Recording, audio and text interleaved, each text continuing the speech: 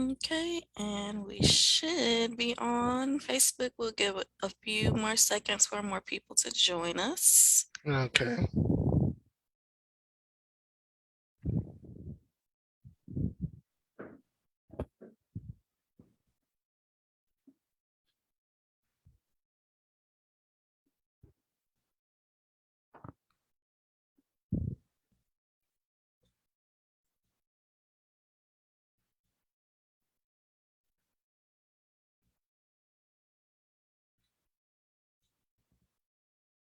Okay, I'll go ahead and get started. My name is Fallon Hamilton, and I'm very happy to be here tonight. It's been a while. I don't know why my color is going in and out, whatever. We just don't roll with it tonight. But I'm so happy to have author Syntell Smith here. It's been a while since I picked up call numbers, so I had to revisit it. I'm very excited to just get into it because these books were so heavy with information and just like details, and there are a lot of stuff that I want to talk to you about. So just a bio read. Syntell Smith was born and raised in Washington Heights, Upper Manhattan in New York City. He began writing while blogging his hectic everyday life experiences in 2004. After gaining an audience with a following of dedicated readers, he studied scripts and plays and got into screenwriting. The Call Number series are his first set of novels. Book Endings has won 4 book awards, and his follow-up, Whole Circulation, is due to be released in early 2023. Syntell is active on Facebook, Tumblr, Twitter, and currently lives in Detroit. And thank you so much and welcome to the This Brown Girl Reads platform. How are you doing? I'm doing fine this evening. Thank you for having me. Yes, so you're in Detroit now. Yes. Is it snowing and blizzarding down there or up there? Actually it is. It was starting as rain at first, but now it's actually fully snowing and blowing around. That's what I kind of figured. I have a friend who's going to Detroit this weekend. I was kind of like, why are you trying to go there during the wintertime on this weekend? But she was like, oh, it's a museum I want to go to. It's a lot of sites I'm trying to see. I got me some little boots. So she's trying to have a wintry Detroit experience. So yeah, I'll let her know that you said it is. The Mhm. weather is acting up out there. Yes, she's definitely going to get the Detroit experience. The full experience. So I kind of like to start my interviews just talking about you, getting to know the person behind the author. Then we can kind of dive into your journey. You have so many great accomplishments that you've kind of just been receiving lately and just pouring on. So definitely want to talk about all of those great things and pretty much your journey. And then we'll dive into the call numbers series. So you started out as a blogger. Was it just for fun or kind of what even motivated you to want to get into the blogging world? It was definitely for fun. I had a tendency to, you know, write reviews for television shows and albums at first. And a lot of people were like reading my reviews and telling me that, I have an ear for like, what the public likes to listen to. And my opinions are pretty much like the public opinion. And they encouraged me to actually like, actually share them on the website at first. Okay. And I'm gonna say this now. I feel like you got a playful spirit. I feel like you are being very professional and coy, but I feel a little play in your soul. So just when I think about somebody with the public commentary, the public can be pretty cutthroat. Is my analysis right? Do you feel like you're a straight talker when it comes to that, or am I getting the wrong vibe? Because I feel a playful spirit over there. No, you're definitely getting the playful spirit that I am, but I'm trying to be like all professional at this Right. moment. Yeah, well, it's Yeah. seeping out, so feel free, relax, let us get to know the person because I feel like, especially with like books, you see so much of the character, you see so much of what's happening on the story. But one thing about this platform is it's interactive, so you get the opportunity to meet so many authors and actually form friendships with them and see kind of how their minds tick. It's like so many authors on the platform that interact with the fans and the readers. We want to feel comfortable because they're gonna be Yeah. in the comments and everything like, oh yeah, I feel that he playing up in here. He plays too. So, you can speak your piece. So are you still blogging? Actually, no. I kind of outgrew it, so to speak, for like, 10 years, like since around 2014, 2015. I pretty much retired the blog and decided to like start writing full time. And are you full-time writing now? I am, but I still actually work as well. So, I've been like doing three different projects all at once.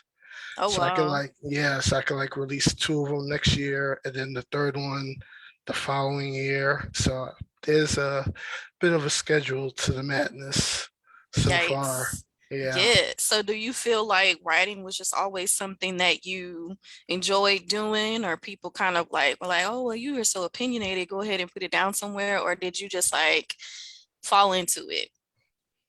It was something that came natural to me, but I really didn't believe in myself at first until I was actually encouraged by some of my followers and readers. They were like, you're pretty good at this. You have a nice flow of consciousness or something like that, stream of Mm-hmm. consciousness to your writing. You should really like, master it. Try to Yeah. like, and I wasn't really that confident in my writing at first. It took a long time for me to really, embrace it. And like I said, it was only due to their encouragement of my readers that said, Yeah. you really have something here. You should really go with it, run with it. So I actually listened to their advice for once. Well, yeah, I can tell just from your how you developed all the characters in the book that you are a good storyteller. Like you have that, it's kind of like one of your gifts. Because a lot of times, authors have no shade. Like some people have difficulty developing their characters. Some people have difficulty really making you care about the characters or getting to know them. That's one thing that you've done is kind of like brought the people to life. Like everyone in this novel, I could feel like I could probably point them out on the street. So definitely whoever was hyping you up was right, because it's like natural your development. So big ups for that. As far as with the novel writing world. Um we can hop over into the book because I feel like it's a story that has a lot of different layers to it, but it's Yes. also something that it resonated with me. I feel like I was able to get into the layers, but I want to know everything about all the characters. So I'm like, okay, well, book two. And now I'm like, okay, he has something else coming out. Like, you really did a good job making these people real. Um, the Yeah. setting. Uh, So, oh, go ahead, go ahead. yeah. A lot of people always said that, something about the characters as I wrote them made them relatable in Mm-hmm. any way or form. They're people that they can actually see, like you said, walking down the street, living in New Mm-hmm. York City. So why did you choose to write the book set in the 90s? I figured the time was like something different. Mm-hmm. I didn't want to do something like modern or nothing like that with the current times because things have changed in the library. So there's a lot that you could get away Yes. with back then that you couldn't get away with now.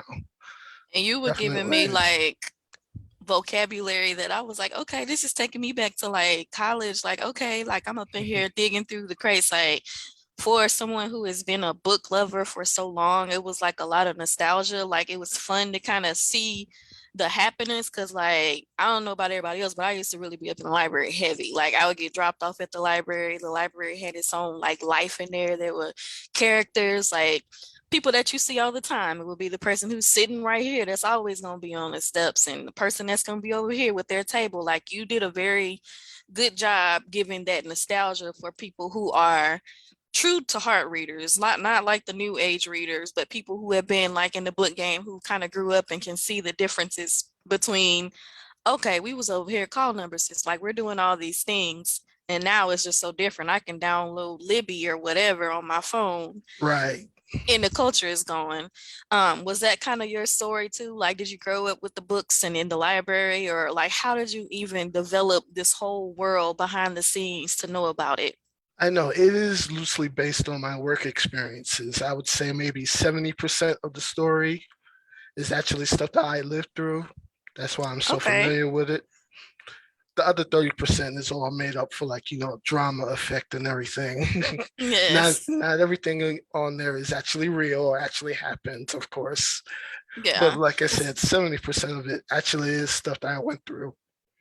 See, for me, going to the library, like I'm from Houston, I live in Houston. So I went to New York maybe with some of my friends, maybe like 5 years ago. So I'm like, I really want to go see the Brooklyn Library. I want to go to like the big New York public. I have like a photo of that lion. I got me some little Dukes on, some little shorts. Like I'm really posing. Like, were you one of those people who got the opportunity to spend much time in the actual, because y'all libraries are like gorgeous. Like it don't even feel like we have libraries in Houston that are cute, okay, but then you go up there and it's like a massive work of art. Like it's dang near overwhelming. What were kind of some of your experiences, or were you one of those people who got to just roll around in there like that? Yes, the architecture to some of the buildings is magnificent. One of the branches that I actually worked in had like a secret apartment, like on the third floor, Oh that they wow. usually talk about, like those libraries that people like basically lived in to, Mm-hmm. back in the day. So I was able to see that firsthand. I've also been to like other different branches that like, have like a landmark status to them. They've been around for like 30, 40, even 50 years. And Yeah. they have like a landmark status. They've been renovated and fixed up, and it really is like a time capsule. It really shows that, Yeah. I'm how very it was back jealous. then. Yeah, I'm very jealous. One of my first after college job interviews was trying to be a librarian, which people look at me and be like, "Did you really want to be a librarian back in the day?" Like that was what I came to Houston interviewed, but I did not end up getting hired, and I ended up going to law school, which was like, okay, I didn't even want to touch books for like years after that because it was just so strenuous. And I'm like, I don't have time to do this. But like just the whole idea, I can remember like librarians that I loved in elementary school. We're just like visiting the library and really forming relationships with people like that. What was your job when you worked in the library? I was actually a page at first, Okay. putting the books back on the shelves after school. And then once I graduated, I actually did become a library clerk part-time at first, but then full-time for like, 5 years. Yeah, that's dope. I and I mean that too, because you're on the platform with actual book connoisseurs and book lovers. So when I say that's dope, I really mean it. Like that's dope. And then I found out it's like National Library Month. Like I didn't Yeah. know that that was a thing. So it's very appropriate that we can talk about this book that, as we've mentioned, one of the main backdrops is this New York library. Can we talk about our main character? He came in there with the punch. Like you started this story out like, okay, we're gonna throw this man out here, we're gonna throw this guy out here. And that character was just so perfectly developed. Robin Walker, is that you or Yes, it's what's the me. T on Robin?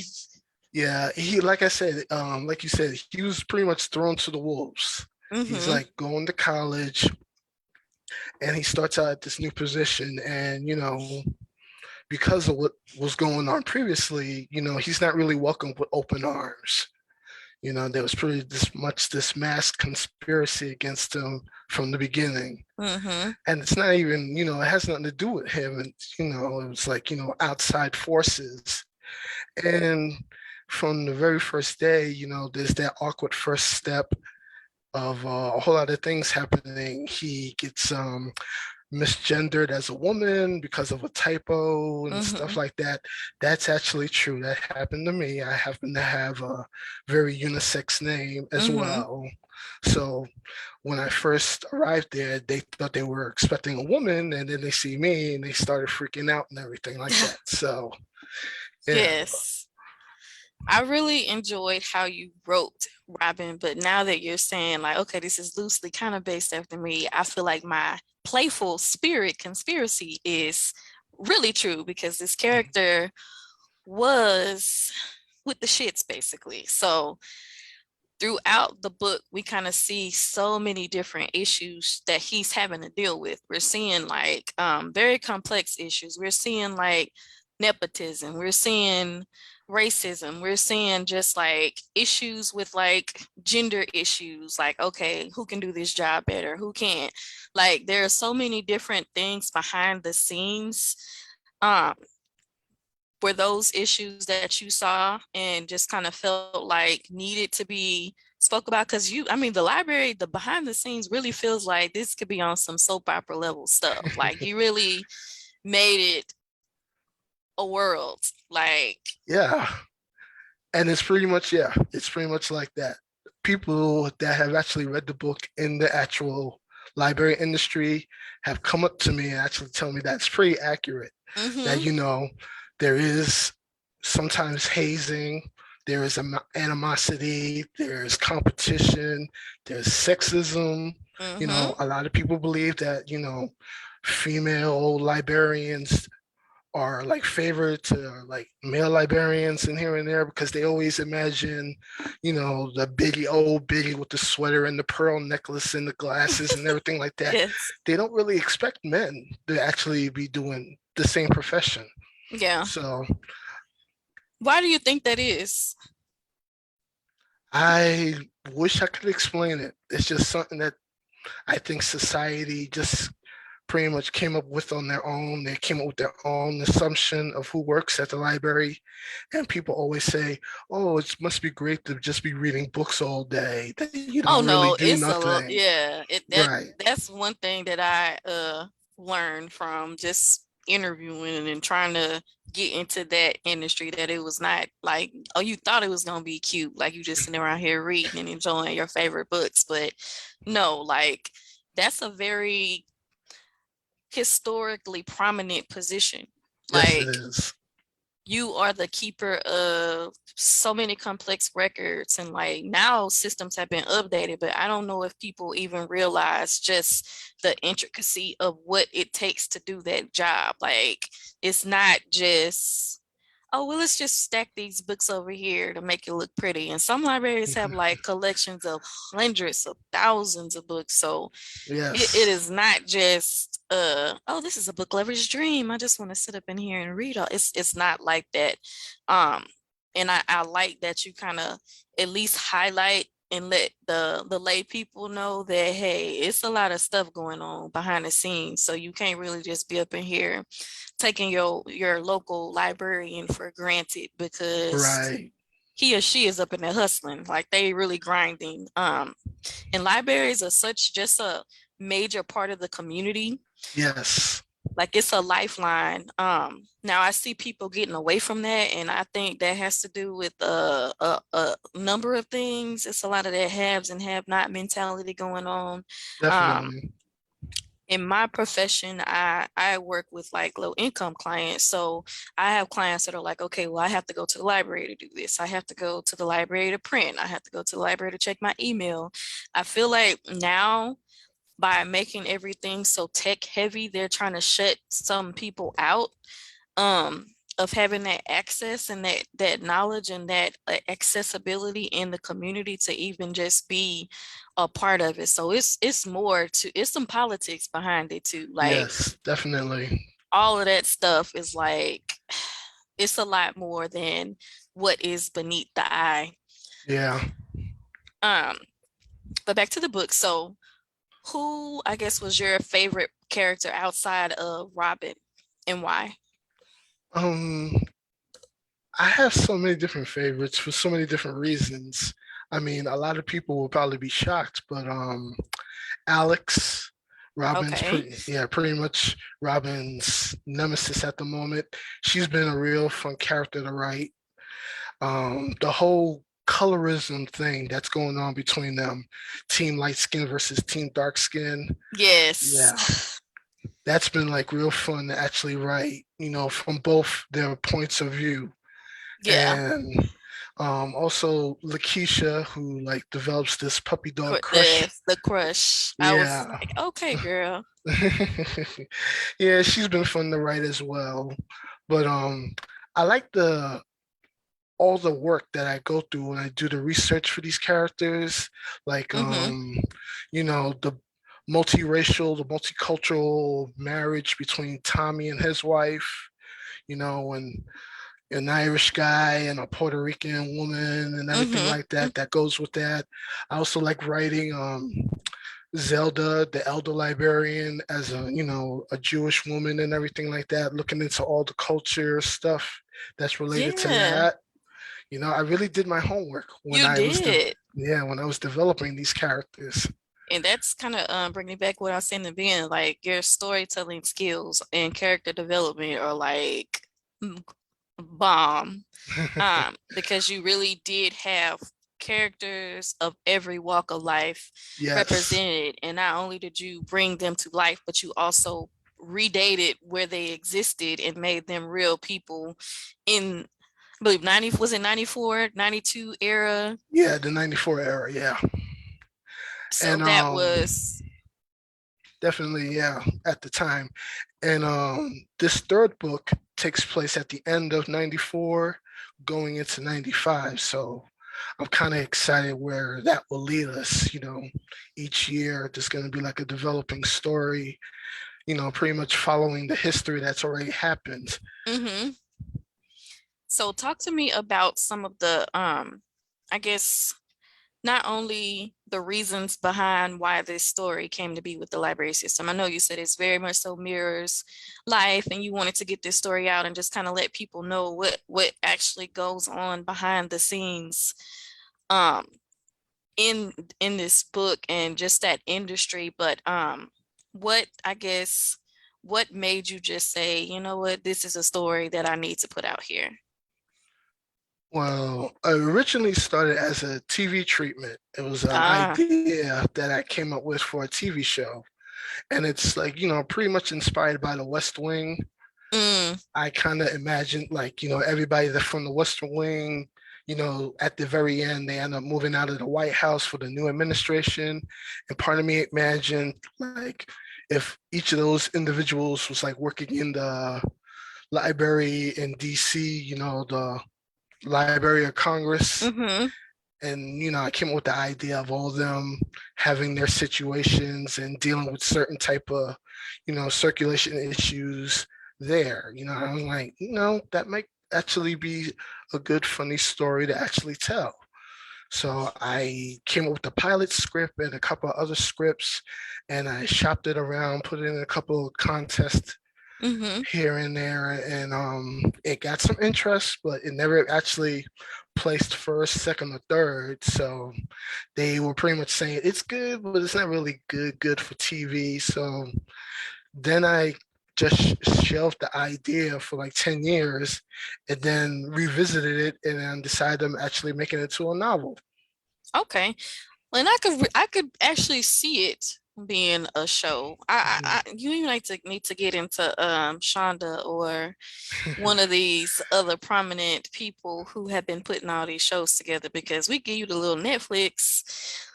Just picture it. It's 1994. We're in a predominantly black area, so we got the fashion, Yep, we got the drama, we yep. got the all of these issues, but in that time frame. So okay, Rodney King situation just happened. We have Hmm. all of these things going on. Like, I'm kind of feeling it. I feel like this Brown Girl Reads might need to amp you up, get on Twitter or something, and say that we need to see Robin Walker starring in some type of show, because it's giving Netflix. And then just the whole idea of a diverse cast. Yeah.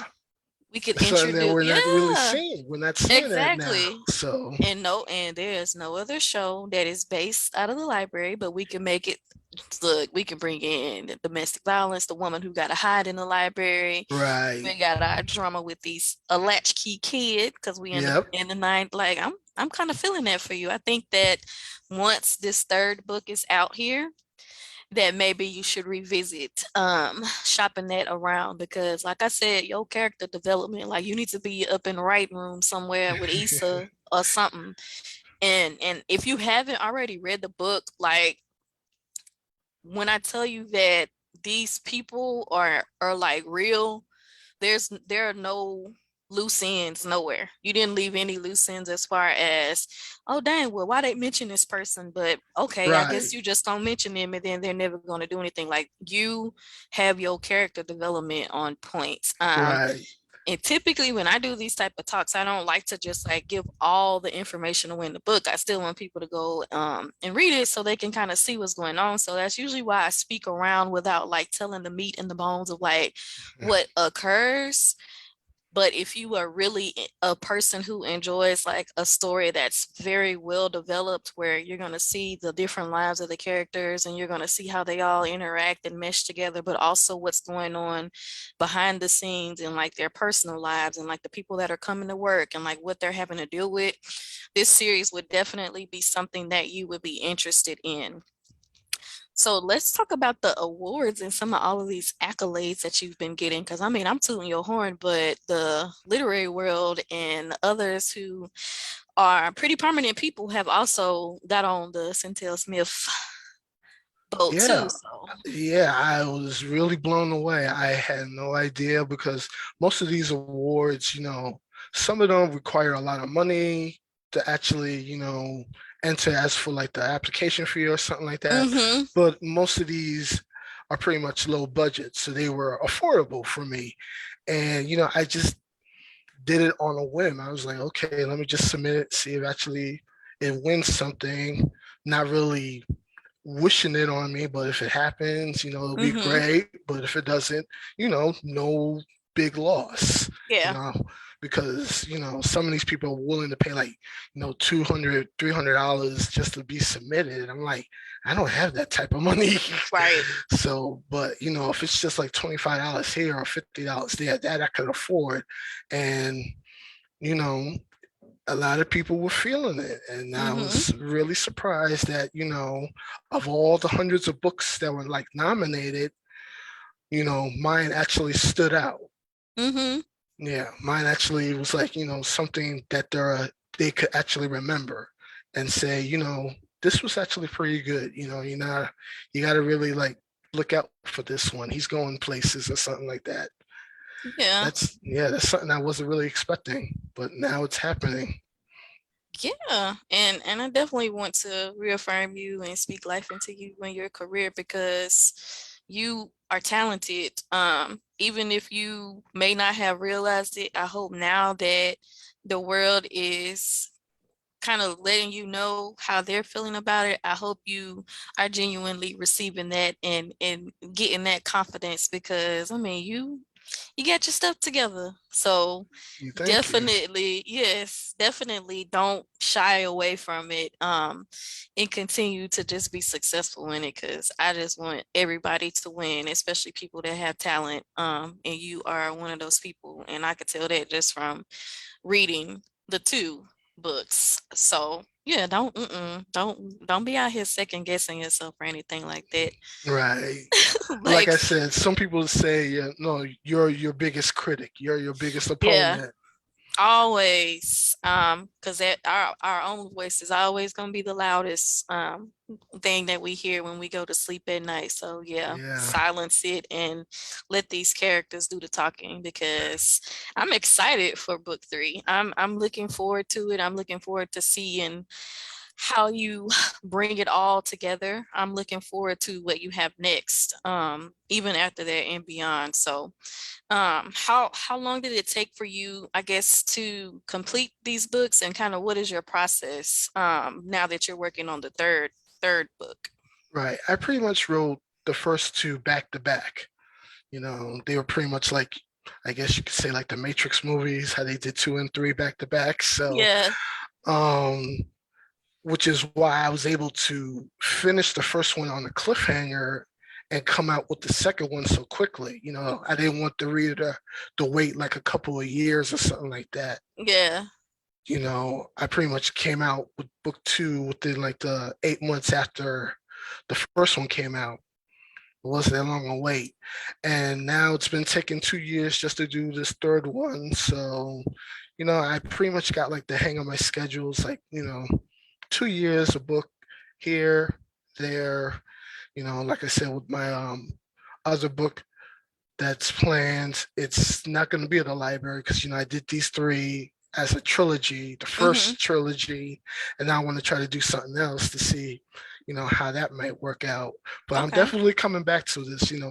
Call Numbers is hopefully going to be like a 13 book series. Oh wow. Okay. Yeah, That's dope. I was gonna ask you also, what is your process or kind of what would you suggest to other people who have the full-time job but are wanting to write books too?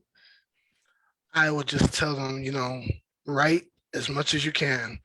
You don't have to write every day because people always tell me that, try to write something, whatever it is, every day. And I'm like, that's not really, realistic. Mm-mm. You can have your off days here and there, just don't forget them or anything like that. It's good to give yourself a break here and there, but you don't have to write every day. But once you feel it, you feel like you're in that zone, take advantage of that and just write as much as you can, even if you're going to lose a couple of hours of sleep or whatever, Yeah. it's worth it. But then, give yourself a chance to break and recharge and like, think about other things. Cause, writing is just one of the processes that you could do. You could always outline, you could Mm-hmm. always, think of other storylines to do and stuff like that. It's not just all just standing in front of the computer typing something or whatever, right? You could do other things away from the computer that still like, are related to the process. Mm-hmm. That makes sense, and that's good advice. Do you have time to catch up on reading? Do you have any other books that you recommend or have enjoyed or authors that you say are Definitely. your go-to? Yep. Um, I really don't prefer young adult books, but there is one that really like stands out to me, especially for like the LGBTQ crowd. Chase Connor, his books have been Okay. remarkable. I've read like three of his books, and he's got like 10, but I've read three real quickly, and his stuff just, it snaps. It's real Okay. good. Yep. Do you Um, I'm trying to remember other different readers. I have so many others books that, I try to check out, but Chase so far is the only one that really stands out at the moment. okay? I find that for me, when I feel like I need inspiration to write, reading helps just to kind of make my mind widen a little bit. Because I find that like for me personally, working every day and having like the day job, it kind of steals away my creativity. Or I'm like so tired when I get home that I don't have the juice or the power to be like, okay, let me create a world. Um, what would be, I guess, your kind of top five ways that you decompress or when you put the pen down and don't feel like being submerged in a story? What are your things that you do to kind of keep you sane? Um, Video games, I have to admit, I'm real big on video games. Like, play a lot of Among Us, a lot of God of War, and like some of the other games.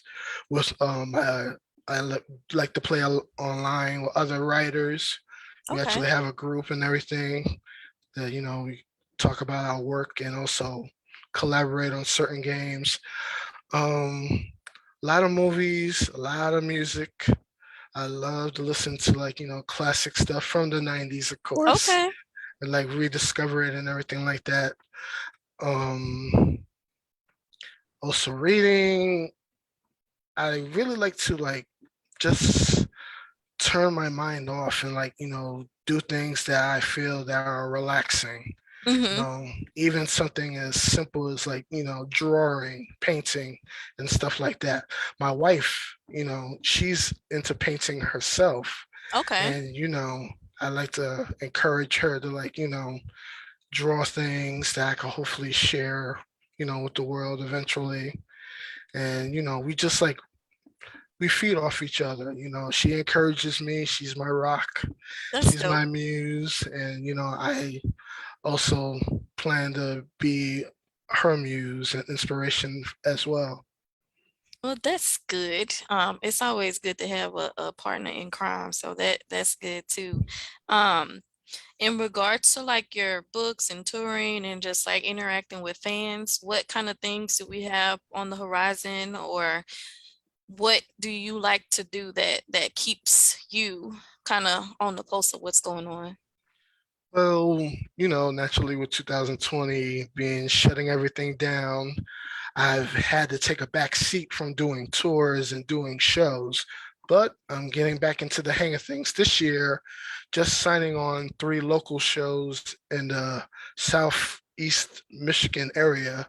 Okay, My first event is in June. It's the um, Palmer Park Arts and Crafts Fair.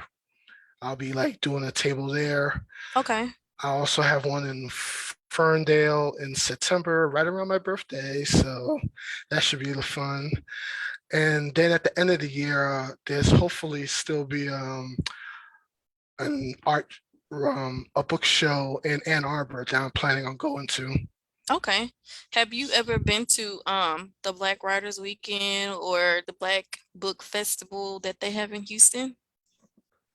I heard about it, and the shirt is actually like one of the off groups down there in Houston. That's why I They, was like, I recognize the shirt. yeah, they definitely came up with it, and I might actually try to go down there this summer, see if things, get better with the whole pandemic and everything like that.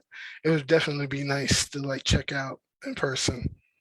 Yeah, and we have a black bookstore in Houston now that is pretty cool and showcases all these dope authors of color. So you come to the H, look me up. You and your wife come down here. I can recommend the food places, the hangout places. The library ain't gonna be like on New York level, but we got a little nice one downtown that you might enjoy perusing.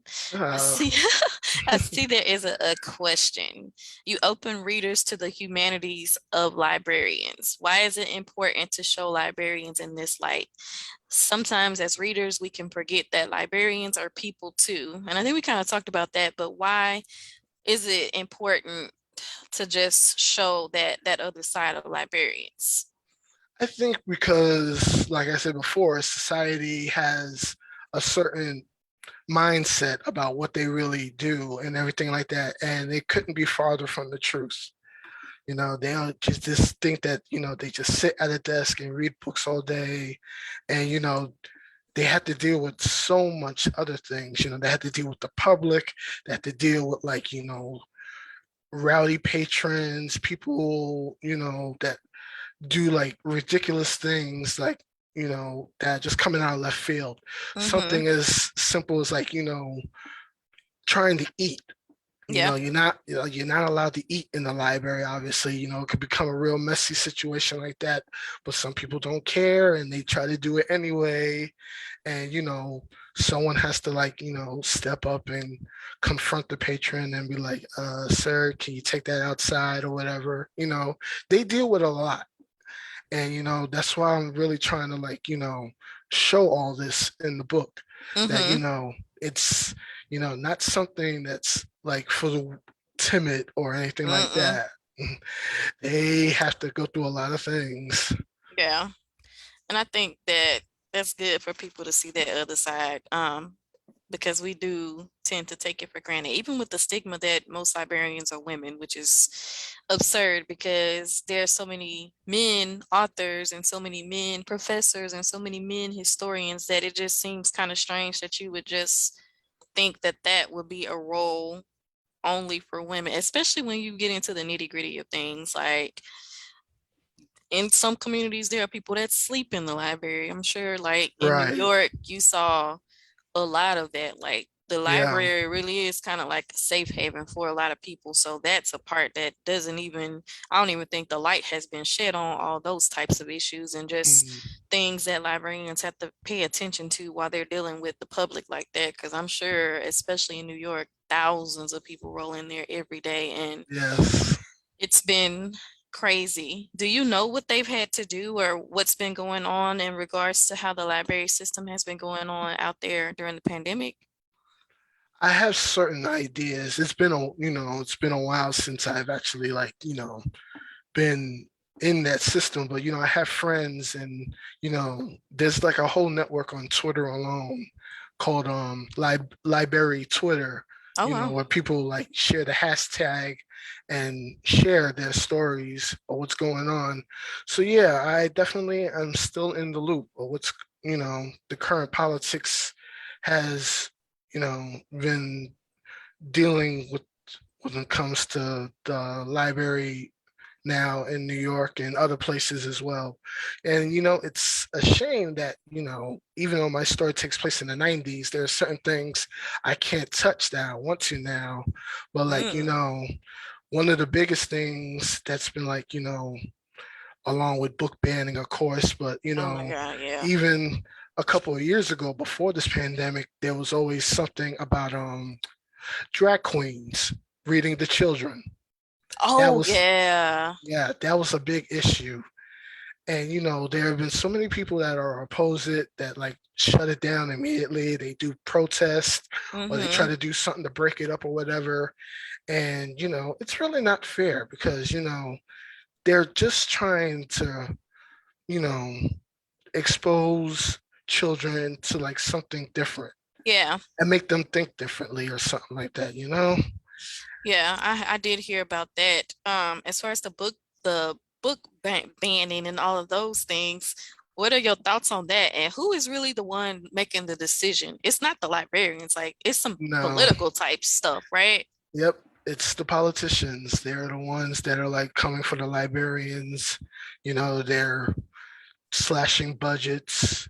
They're threatening, massive layoffs or terminations or anything like that for anyone who likes to think differently. And it's real sad that, that they're under fire for Yeah, just, an independent thought. that's wow. Why do you think that politicians are so heavy on wanting to monitor the information and stories and knowledge that people are getting? Well, that's probably what it is. It's all about information, and, information is power. And the politicians want to make sure that they can control you know who's actually accessing the power, who's actually reading, who's actually being exposed to certain books. Mm-hmm. They want to monitor that and they want to control that. I And just, yeah. Mm. it's really disappointing. It is, but it's like, okay, people need to be like, okay, so why y'all trying to throw this mask over what's going on in the real world? Like people who have not tapped into it, I think that that should be an eye opener. Like, okay, if they don't want them to read it, like what's really going on? Uh, Yeah, I see another question. What are your thoughts on the growing numbers of Black librarians and like kind of what are the demographics? right. A lot of people have been like bringing that up lately due to Black History Month and everything like that. They're always saying, why aren't there that many Black librarians? And the answer is that, it's pretty much gatekeeping. That's yeah. The industry has really, you know, closed the gate on certain levels when it comes to minorities at a certain level in this industry when it comes to that. And, that's why I feel that this story will hopefully expose some people that, it could actually happen. There Yeah. are, and it's not just Black librarians, it's Hispanics, it's like, Asian, Native, yeah, yeah. you know, Just people that are not the stereotypical what you imagine, the gatekeeping. I guess if they yeah, don't even want Black authors' books to get, yeah, that part. yeah. That it just makes a lot of sense. Are there like any recommendations or just kind of thoughts on what we could do to help change that system? Or is there anything that we can do? All we could really do is just keep pounding, keep pushing, and try to break that glass ceiling when it comes to that. We're slowly coming up on a curve where we're starting to get noticed, but we're Mm-hmm. just we're just scratching the surface. We're not really there yet, but we're Yeah. getting there. Well, I have definitely enjoyed talking with you, and I definitely will make sure that I have my reviews and everything uploaded so you can get your name out there to more people, so more people can hear your name and be waiting to see what's coming next from you. Recommending the book. Are there any takeaways you would want a reader to leave with, or any parting words that you want to give to the This Brown Girl Reads community? Because we do support our own and we do Yes. big up our authors. Um, I just want the reader, to take away from whatever books they read, especially my stories, is something that engages them, that captivates them. You know, Hopefully they can relate to the characters. You know, they can relate to their situations. It's like, a lot of people do read fantasy to get away from, the Mm-hmm. everyday life. So when you write about, what's going on, with these people in their everyday life back then, it does seem a little mundane, but, Yeah. there's still some drama with it that captivates them to make them Mm-hmm. keep going and keep reading. It's not for everyone. I've had a lot of people sometimes DNF, do not finish some of Mm. my books because it was too real for them. They actually went through something like this themselves. So why would they want to actually read someone else going through it? And I respect that. If they can't finish my book, at least they tried. I'm not, vindictive or nothing like that. Like I said, it's not for everyone, but for the few people that do get it and can relate, if I actually, get those type of readers, then I did my job. Yes. Do you have like I guess a fan club or a way that we can connect with you, or just something out there for more people who have fell in love with the series, fell in love with these characters, and kind of want to keep the momentum going? Um, Not really a fan club per se, but I just have like a following. I don't know why, but I have over 1,300 followers on Twitter. I don't know why they follow me, because I'm just sharing stuff, mundane stuff here and there, talking about What's your TV. Twitter? Yeah, what is your Um, Twitter handle? at Syntell Smith, real Mm. simple. And they're the ones that usually engage with me the most. Some people have told me they love the story, they can't wait to see what's going to happen next. And sometimes I give them a little sneak peek here and there. And that's about it. If it's not Twitter, it's definitely Facebook. Just Okay. with your group and several other Facebook groups. I'm definitely checking y'all every day and liking all your posts. Yes, and hopefully everyone has got the opportunity to get a behind the scenes and see who is giving us these books with the 90s vibes. But I really want you to get on back on this treatment, because I feel like that would be something that I would really It, be w- interested in. yeah, it Like, really would. It would be give back, something that, Netflix or Hulu, right. Like, I feel like that's something that's maybe you need to circle back to, and like try to, now that the This Brown Girl Reads community has seen your face and knows your name, it might be somebody that's, we got people that's connected. I'm just saying, maybe just throwing that out there, that we need like a Robin Walker day where you just tweeting from his point of view or something. I don't know. I'm just saying that would be something that would be pretty cool. Yeah, it um would. right. Do you want to read a bit from the book, or do you have one handy you want to read a passage to leave people with, or you want everyone to kind of just hold our breath and wait until this next one comes out?